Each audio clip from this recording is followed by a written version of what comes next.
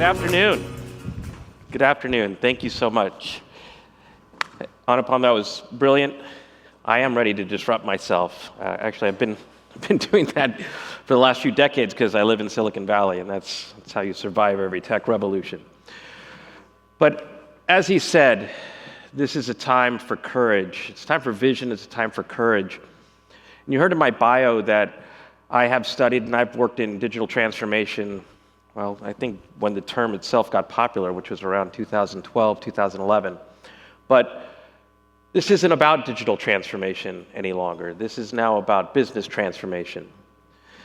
Going back to fire, going back to the internet, going back to the iPhone, artificial intelligence represents the first technological revolution that challenges us to do more than just simply iterate, to do more than scale, to do more than take out costs, to do more than execute faster. That's part of it. But where the vision and where the courage comes in is that artificial intelligence also asks you to imagine entirely new ways forward. And that's innovation. And so now, today, already, we have to iterate and innovate in order to transform our businesses. And nothing says innovation like PowerPoint slides. And these are not AI generated, so they're not even that innovative. One of the things that I have studied as a futurist, as a digital anthropologist, but also as just a strategist in helping companies transform over the years, is that the appetite for transformation actually isn't there. Most leaders want to improve yesterday for tomorrow. And that isn't transformation. In the era of digital transformation, or so we call it, it was actually more about digitization of previous processes, previous workflows. This is why so many studies found that the actual idea of ROI from transformation wasn't widespread, nor was it delivering the returns that executives had expected. This is why you see headlines like this in The Economist: what happened to the artificial intelligence revolution? Well, it's hard to claim that we're witnessing a revolution when, as Anupam said, we had been using AI as a co-pilot. We used artificial intelligence to do what we did yesterday better today and tomorrow. And there is absolutely nothing wrong with it, but the best you can get out of that is time back, costs cut. That's not a revolution as much as it is iterative. And so what my research has shown, what articles like this are finding, is that we're not being bold enough. We're not being visionary enough, and we are falling into the habits that we have had during every technological revolution, which is to fit it into the box of business as usual. Why? Because that's the box we know. It's the work we know. It's the challenges that we faced and not have overcome in the past, and it's the guardrails in which we operate. It's the risk of which we tolerate and don't tolerate. And in a world now with waves of generative AI, agentic AI, AGI behind it, quantum behind it, we're actually now entering a world where we do not know what's on the other side of these revolutions. So in the absence of knowing, it's human nature to lean on what you do know. I have probably had 1,000, 2,000 concussions in my career from banging my head against the wall. I'm sure you have had a similar amount, maybe more. Because when you talk about new possibilities, when you explore new horizons, when you ask different questions, as we heard in the video at the beginning about what if, or why can't we, or how might we? When you ask new questions, the other side of those questions are usually met with, oh, we could never do that. We don't have the resources for that. We don't have the budget for that. Haven't you been watching the news? We have to take things cautiously. We don't know what we don't know. So there can be no revolution if we don't persuade ourselves to disrupt ourselves, to explore new horizons in ways that uncover new opportunities. I don't know if you know this, is a funny stat. In 2023, 2024, the term generative AI was said almost somewhere between 30 and 40,000 times in earnings calls, usually by CEOs and CFOs. And unlike digital transformation, we now see business leaders and executives touting artificial intelligence as a performance advantage, as a competitive advantage, as a street advantage. And so when you ask them, well, how's your progress on artificial intelligence? They will say behind the scenes that they are either ambivalent or outright dissatisfied with the state of their AI transformation, the state of their AI efforts, and the state of their ROI around AI. And that is held back by the same challenges that we saw with the Economist headline, we're not thinking big enough. CEOs are promising ROI to the street. They want to see, unlike digital transformation, they want to see returns. And returns are going to take bigger, bolder initiatives than just taking out costs or increasing efficiencies. Don't get me wrong, we have to do those things too. But we have to move through iteration and innovation in parallel. I just read this story in Axios, and it is yet another example of the disconnect, the gap between organizational leaders and the rest of the organization. The dark blue bar is representative of employee feedback. The purple bar is representative of C-levels. So, for example, 73% of business executives feel that their company's approach to AI is well-controlled and highly strategic. But don't talk to your employees about it. They might not know what you're talking about. 75% of executives feel like their company has been successful in adopting AI over the past 12 months, but not those employees. 90% say that their company has an AI strategy. But if you ask employees, they don't seem to know what it is, if it is something. And of course, executives believe that their organization has high levels of AI literacy. There is an incredible gap just even in what we're doing with AI, or what we should be doing with AI, let alone vision and strategy.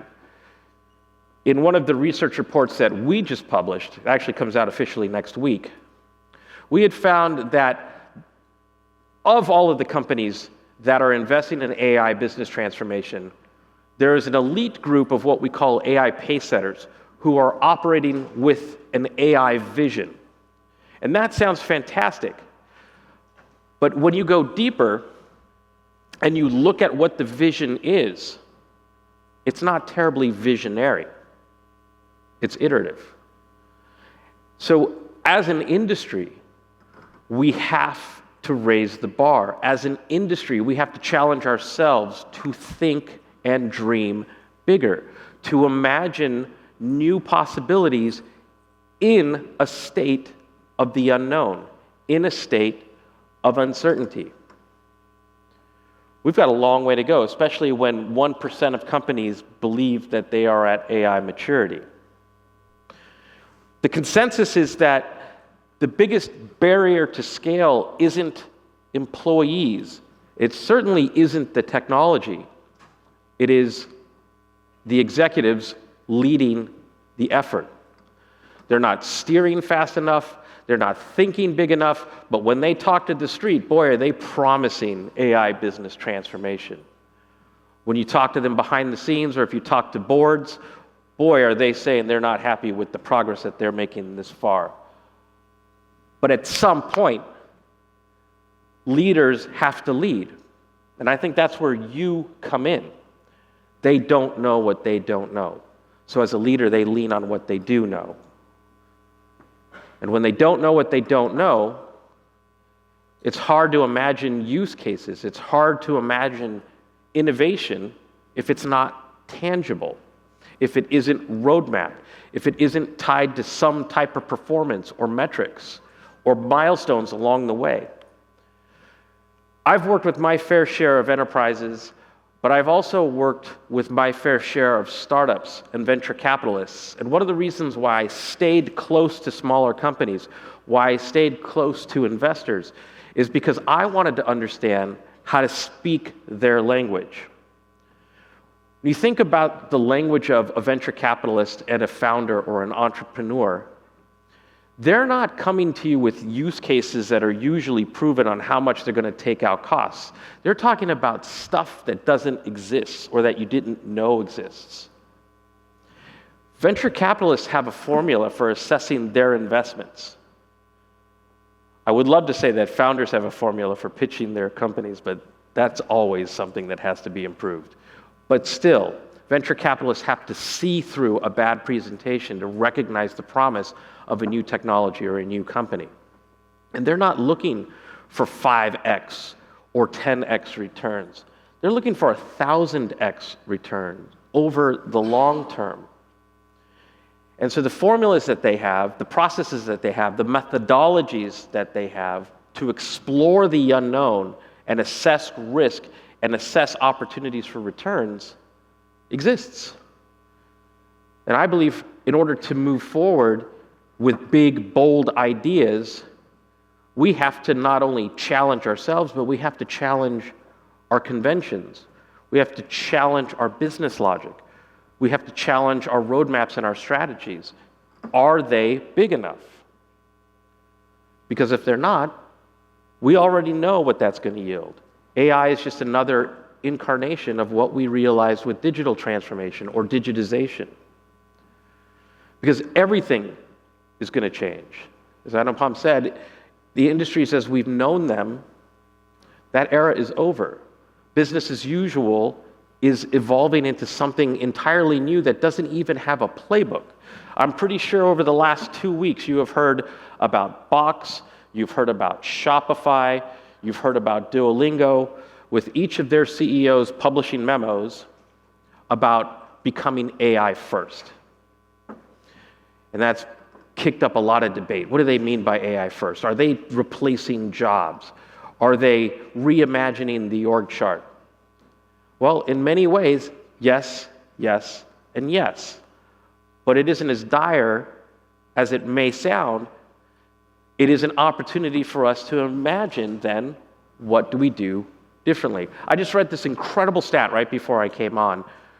55% of executives have replaced employees with AI and regret the decisions that they made. Good. But we now have to imagine, if I free up hours of your time, if I give you a collaborator to execute, what are we going to do that we couldn't do yesterday? What are we going to do with that free time? How are we going to create new value? These are all questions that need to be asked, because then I can start making decisions about strategy. I could make decisions about talent. I could make decisions about iterating and innovating. I can now start to reimagine what my operating model can look like for the business of the future starting right now.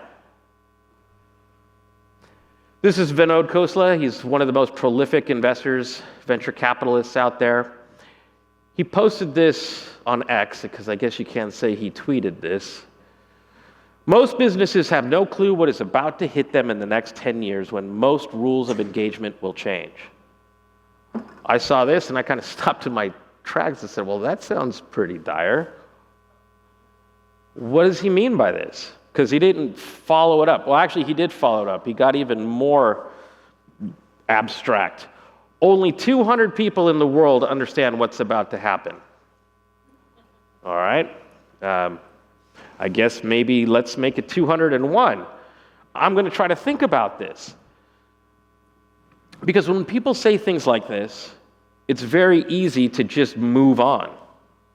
But when you start to then look at what the Box CEO or Shopify or Duolingo CEO are doing, or when you're looking at investors who are asking their startup investments to come to them with org charts to see how many seats they can fill with AI before they put in headcount, well, we got to start figuring this out. Well, how are customers going to change? How are behaviors going to change? How is purchasing and service going to change?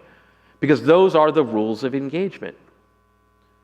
So trying to even answer the question is a good step. So it brings us to a crossroads. Do we do what we did yesterday with this incredible new technology, or do we dream bigger? Yes. Yes, it's both of those things. But dreaming bigger is hard when it's not something that we as leaders, as employees, have been conditioned to do. Even though we have had our brainstorming sessions, even though we've probably attended design thinking workshops, we haven't really changed our conventions or our beliefs or our values. So we're sort of rooted in the thinking that's still in the box because we actually haven't removed the box. This is why you'll hear things like psychological safety when it comes to innovation and culture change. I don't know if you heard this study out of Google. They wanted to understand why their highest performing teams dramatically outperformed everyone else within the company, because they thought they had a standard to be a Googler. Or I guess they had a standard to be googly, since that's an adjective. They thought it was because of the education. They thought it was because of the experience. But after the study, it turned out that the highest performing teams out-innovated everyone else, outperformed everyone else, because they felt psychological safety, which means that they felt the opportunity to take risks. They felt the opportunity to challenge conventions and to ask questions that weren't being asked and to pursue different answers. That's the construct, that's the foundation for thinking bigger. So we have to change the narrative. We can't just talk about this as a technology. We can't just talk about this as cost takeout or scale or efficiencies. Those things are important.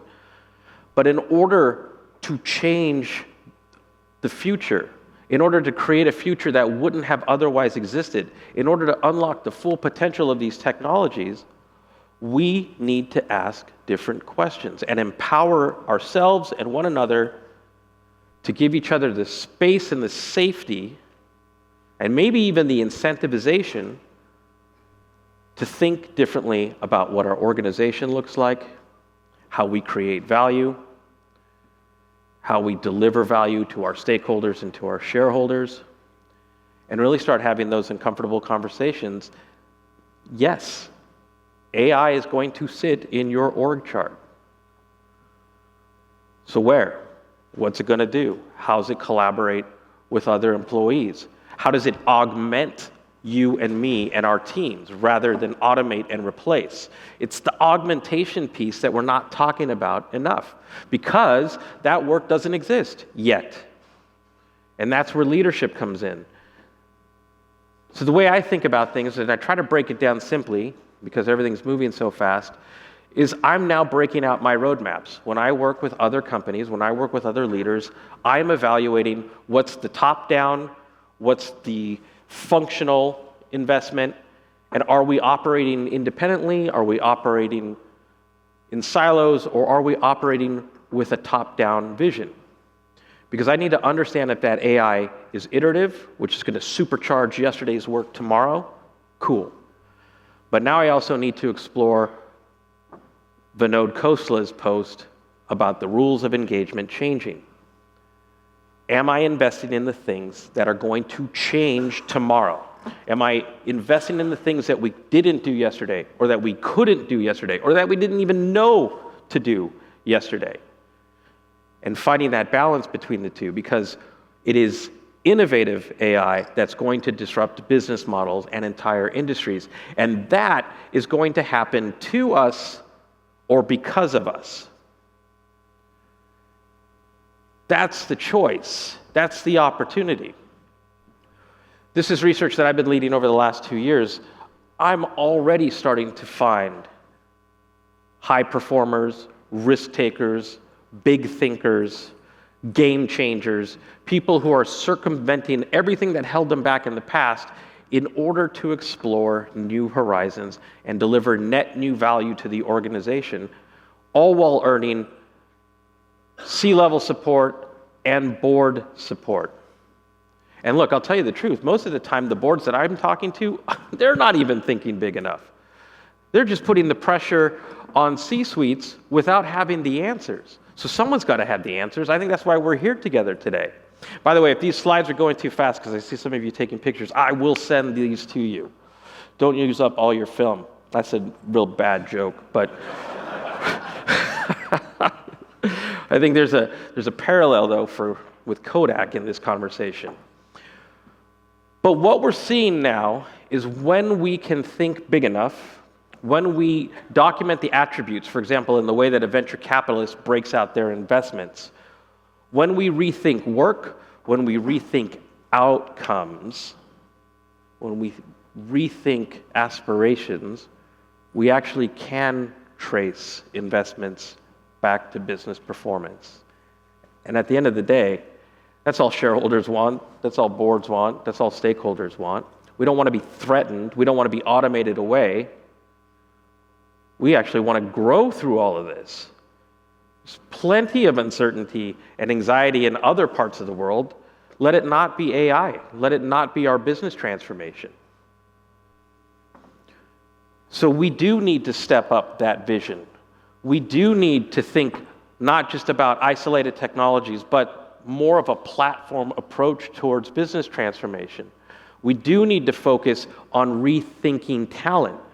We do need to root ourselves in data and AI governance for sure. We do need to think not just about agentic AI as performing yesterday's workflows from beginning to end, but asking if these are even the right workflows. Could we reimagine workflows towards bigger and better outcomes now that we have infinite scale on the horizon? What does that even look like? A 24/7 company with infinite agents moving to agentic enterprises, then eventually moving to AI employees? All of those things need their dreamers.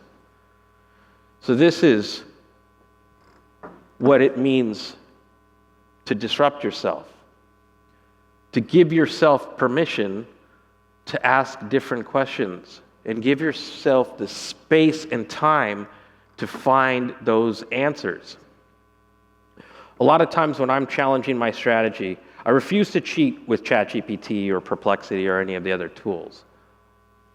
My challenge to myself, where I disrupt myself, is with this hashtag, WWAID. Should get t-shirts made for this. What would AI do? Because when I think about it that way, I'm now challenging my own conventions. I know what I would do. It would probably be based on what I've always done, the things that work, improving the things that didn't work. But what would AI do? And so embracing that AI-first mindset allows me to expand my thinking. It allows me to reimagine capabilities, outcomes, business models. It pushes me from automation toward augmentation, places I hadn't really explored before. Because an AI mindset is going to drive exponential thinking and growth, whereas if we applied our legacy mindset, our digital transformation mindset, we will improve things on a linear scale. This is why we need both. Because our competitors are going to, at some point, unlock true business transformation to create what an AI-first business would look like if it started from scratch. So when I study iterative AI versus innovative AI, what I'm looking at is what kind of performance gains can I expect from my organization. so that I can have C-suite conversations, changing the narrative from a digital to a business conversation. So if we take out costs, if we increase margins, those are good things. We will get those from automation. But if we start to unlock the things that we couldn't do by exploring new workflows, tied to new outcomes, tied to new org charts to support those outcomes, tied to augmentation, partnering humans with AI, we now start to introduce game-changing use cases that wouldn't have existed without WWAID, without new strategy, without new thinking, without bigger dreaming. Because the companies that invest in both of those will create a disruptive layer that's productive. They will create net new revenue, net new gains, and those companies that solely focus on the iterative AI, the linear line, will start to see themselves fall behind, not just linearly, but exponentially. So we now have to think about our strategies for combining iterative and innovative AI, for bolder use cases, for reimagining org charts and operational models, to reimagine the potential for human capacity, to explore what augmentation looks like in the job description, so that when we're putting AI in the org chart, we're also updating our human job descriptions to show how they partner with AI to measure new things that they can do and reward them in new ways. I think about artificial intelligence as augmented intelligence now, unlocking things that I couldn't do yesterday, that I couldn't do without AI. I don't know if you've heard about the IKEA story, but it's fascinating. They deployed a chatbot named Billy, named after its most popular bookshelf, I learned, because I wouldn't know. I couldn't put one together. I'm not that smart. But Billy was so effective in first case deflections, I think the number was 57%, that they had to have real conversations about what to do with the human agents that were underutilized. And what they did was, rather than cut the head counts, they started to study, well, what's happening with the other 43%? What are these calls asking? Why can't they be served by Billy? And it turns out that a lot of the calls that they were getting, a lot of the inbounds that they were getting, had to do with interior design, whether it was for your office or for your home. So they took those agents and they reskilled them as interior designers, launched a new business out of it, and in the first year, it generated 1 billion euro. Automation, augmentation, cost takeout, business growth. And now as we move toward this realm of agentic, I want to give you hope for the future for those who use dating apps. You will now have AI agents who are out there dating other AI agents at scale, so that you can be introduced to the 2 or 3 human beings you should actually date. But think about that for employees, or think about that for customers as intelligent digital twins. What could they be doing all day? We now know that on the cusp here we have dark factories, we have dark warehouses, we have agents who could work 24/7 a day, we have businesses that could operate 24/7 a day. But what are we really measuring in those cases? Because I read this Wall Street Journal article that came out just a couple weeks ago, and boy, are they just talking about the simple dimensions of time and productivity. Focused on automation, because even the Wall Street Journal isn't thinking big enough. The Economist isn't thinking big enough. This is an unprecedented moment with no playbook. We don't know what the business of the future looks like because it doesn't exist yet. But that's what we get to design by dreaming bigger, by asking new questions, by embracing an AI-first mindset that challenges beyond the how could I do this faster, or how could I do this with less effort, or how can I do this less expensively to increase efficiency, to getting down to first principles thinking, or to root causes, or to innovative thinking, so that we can reimagine work, we can reimagine outcomes, and we could reimagine performance. And I put a whole bunch of these questions in here to maybe act as like a starting guide for you. So we'll make sure you get a copy of this deck. But the point is that these are questions that I'm asking in the work that I'm doing. There's a lot more that I have, but I wanted to share with you the ones that seem to get the conversation going, the ones that seem to diffuse the politics and the critical thinking, the things that get in the way sometimes of the desired outcomes, the desired conversations, the psychology of culture transformation in addition to business transformation. But another thing to challenge ourselves on is how we talk about this stuff. I'm a geek, so it's very easy to get caught up in the tech. But it's also very hard for business executives to get caught up in the tech. They're measured differently. They speak differently. Their stakeholders are the streets, the shareholders, the board. So I learned everything to have those conversations by hanging out with venture capitalists and investment bankers. And tying those words, the terminology, that thinking into my work so that I can up-level the things that I'm doing, not just at a communication level to these business executives, but also in my strategy, in my roadmaps, that I'm thinking about my initiatives and my use cases at a different level.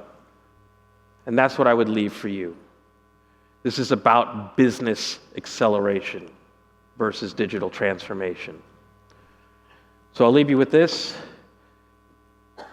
You are that voice that every leader needs to hear.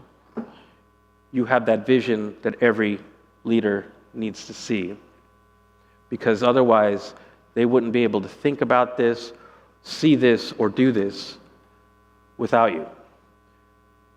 You are the leader behind the leader. A great leader delivers a better future that would not have otherwise happened without you. Thank you very much.